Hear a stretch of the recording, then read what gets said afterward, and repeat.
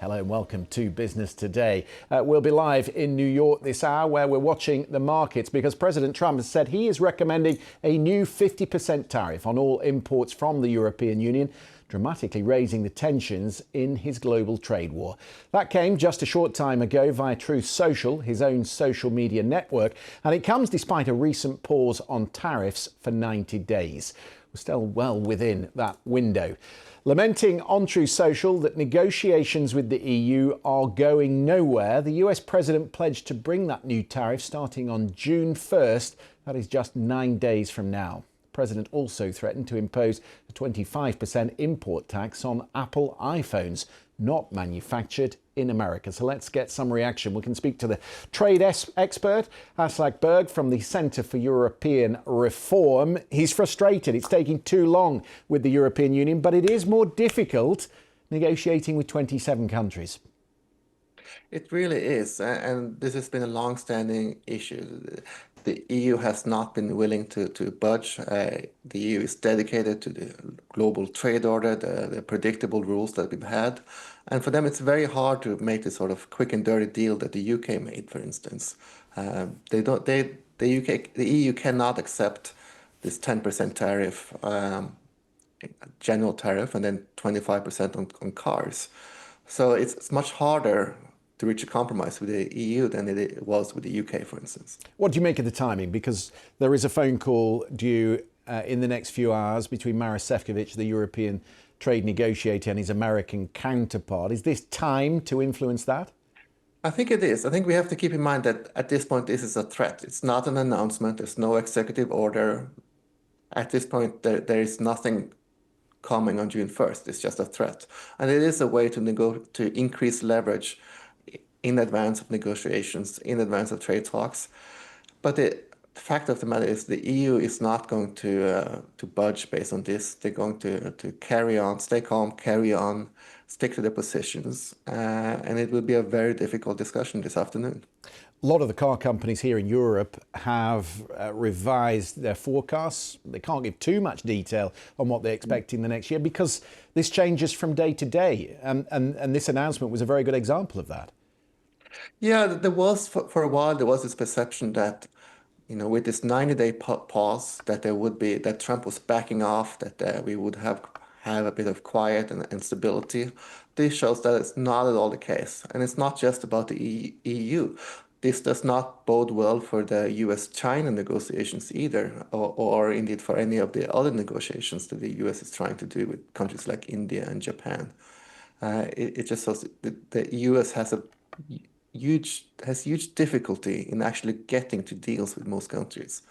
So we will have continued instability, continued uncertainty, and that's not the uncertainty itself is not good for the economy in addition to the actual cost of the tariffs. No, indeed not. Aslak, thank you very much. Good to talk to you again. Well, that announcement triggered a sudden reaction in the European markets, including the globally focused FTSE 100. And with the markets just opening in New York, we can get some analysis now from Jeff Grills. He's the head of US cross markets and emerging markets debt at Egan Asset Management. I get the sense, Jeff, that markets don't really know what to make of this. Well, I think you're seeing the negative reaction here in the U.S. Open. It's nice to see that you have a little bit of a flight to quality on U.S. rates, although not in the long end. But I think what everyone's trying to figure out is this a negotiation? What does this threat mean? And I think we all need to see what comes out further from this. He's deferred to Scott Bessent as someone who's going to be doing the negotiations. We'll see if he tends to talk them back down. But I agree, this is going to be a roller coaster. We're going to be on and off again. At some point, though, there is going to be a test on do the tariffs need or do the threats need to actually be implemented to be able to have some bite. And I think that's when you might get more concerned in the marketplace if we get to that point. Do you think markets price in this uncertainty? Are we getting used to it? Well, it's very interesting, right? We've gone from the April 2nd announcement with the extreme, what is likely the max amount of tariffs, and we've come back to 10% with the 90-day pause, and S&P 500 for the most part is above levels that we had prior to where we were on April 2nd. So the market has come back to what they perceive as normal. I think that's a little bit of a concern going into the second half of this year. We'll start getting hard data. The main thing to watch will be earnings to see what the impact has been. and negotiations are not done yet. The markets seem to have thought that we at least had to pause until maybe sometime in July, and maybe further than that. Besson told you that it was really for those not negotiating in good faith, and the focus was on the tax bill. Now we're back to at least looking at tariffs. I think the tax bill is what's really going to drive markets here, though, for the next couple of months. We do expect the tax bill to get passed sometime by August, and that should be a boost, despite the fact that it's going to be higher spend or higher reduction in income with the tax cuts. But that should be positive for the equity markets. The other concern, I think, for a lot of investors will be bond yields. They're higher at this point than they were in 2023. Will this exacerbate the problem? It definitely brings a concern to the problem. I think it's very helpful, though, because it keeps the administration somewhat in check. I think they are very focused on having rates be lower. You've seen the comments about easing short-term rates, but that's not the critical function. They need to see the 10-year rate get down below 4% ultimately at some point, just to be more stimulative to the market. I do think that if, with rates at the 10-year at 4.50, you could see a backup a little bit higher. But at that point, with inflation running 2 to 2.5%, real rates will start to look attractive. I don't think we'll go much higher. So I don't think it's a concern. It's really a concern if you saw a major push higher to 5.5%, 6% type yields. That would be very restrictive on growth and on access to credit for both businesses and individuals if we got up to those types of levels. Just a quick word, Jeff, on Apple. They're being threatened with a 25% tariff unless they relocate manufacturing from China back to the United States. Tim Cook was looking at India. It doesn't seem to be satisfactory for the president.